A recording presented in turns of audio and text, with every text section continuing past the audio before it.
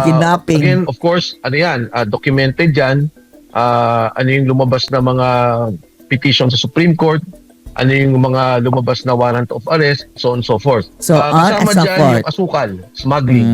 Asukal smuggling. Binanggit din yan ni Saldico. Di ba sabi niya, tumatanggap sila ng 9 billion and an additional 2 billion from customs, particularly doon sa sugar.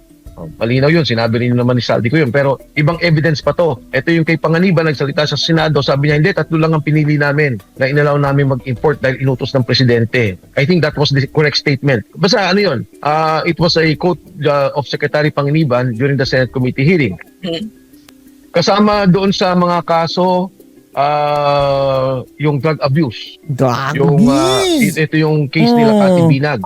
Oh, yung pagbabatak mga kababayan ni Bangag. Na sinasabi, eto, merong nagsalita, kapatid mo pa, ako, naging personal witness ako doon sa nangyari, so therefore, wala kang competence to lead, no? Wala ka sa tamang pag-iisip para pangunahan yung bansa.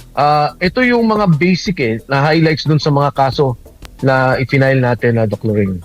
Pero binaliwala, di ba? Wala, hindi tinanggap dahil ano daw mga kababayan, nag-abroad si Garapil. Sabi wala. At saka Tapos, kahit naman hindi impeachment, call for an investigation, may investigation ba? Wala.